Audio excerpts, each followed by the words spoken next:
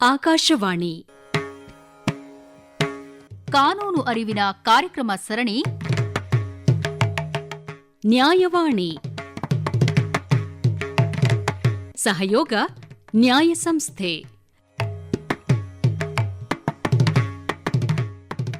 ನ್ಯಾಯವಾಣಿ ಕಾರ್ಯಕ್ರಮಕ್ಕೆ ನಮ್ಮ ಕೇಳುಗರಿಗೆ ಸ್ವಾಗತ.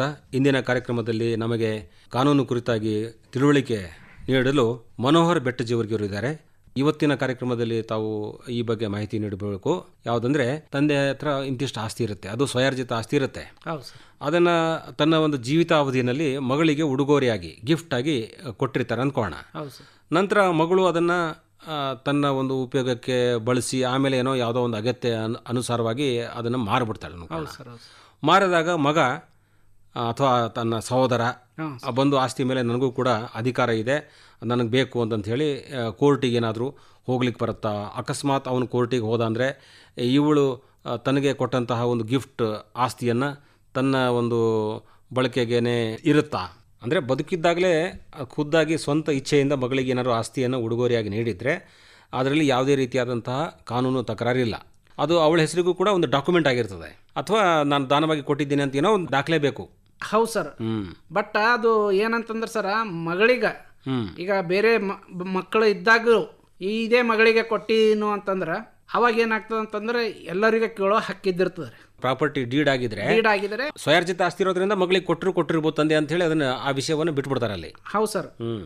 ಆಮೇಲೆ ಇದು ಏನಂತಂದ್ರೆ ಸರ, ಯಾವಾಗ ಆಕಿನ ಹೆಸರಲ್ಲಿ ಪ್ರಾಪರ್ಟಿ ಟ್ರಾನ್ಸ್ಫರ್ ಆಗಿರ್ತದಲ್ಲ ಸರ್, ಅದು ಆಕಿನ ಪ್ರಾಪರ್ಟಿ ಆಗ್ಬಿಡ್ತದೆ.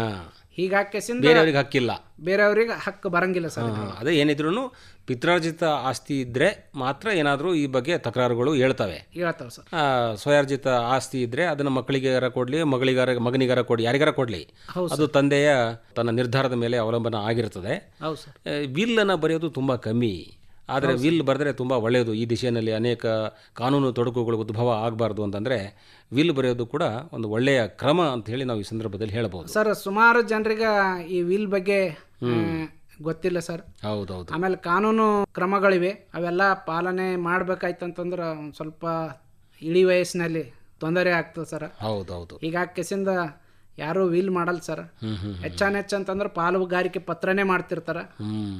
ಅದ್ರ ಜೊತೆಗೆ ಏನಂತಂದ್ರೆ ಮಕ್ಕಳಿಗೆ, ಹೆಣ್ಮಕ್ಳಿಗಾಗಲಿ ಗಂಡು ಮಕ್ಕಳಿಗಾಗಲಿ ಇಷ್ಟಿಷ್ಟು ಪಾಲು ಅಂತೇಳಿ ಕಸಿಂದ ಮಾಡ್ತಿರ್ತಾರೆ ಸರ್. ಹೌದೌದು.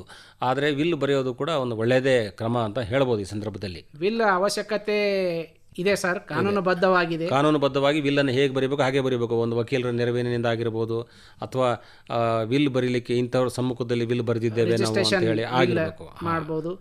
ಅಥವಾ ಒಂದು ತನ್ನ ಜೀವಿತಾವಧಿಯಲ್ಲಿ ಒಂದು ವಿಲ್ ಪತ್ರ ಸಹ ಬರೆದು ಒಂದು ಇಬ್ಬರು ಸಾಕ್ಷಿಗಳ ಹಾಕಿದ್ರು ಅದು ವ್ಯಾಲಿಡ್ ಆಗ್ತದೆ ಸರ್. ಆಗತ್ತೆ. ವಿಲ್ಲಿನ ಬಗ್ಗೆ ನಾವು ಮತ್ತೆ ಬೇರೆ ಕಾರ್ಯಕ್ರಮಗಳಲ್ಲಿ ಇದ್ರ ಬಗ್ಗೆ ಜಾಸ್ತಿ ಮಾಹಿತಿ ಪಡೆಯೋಣ.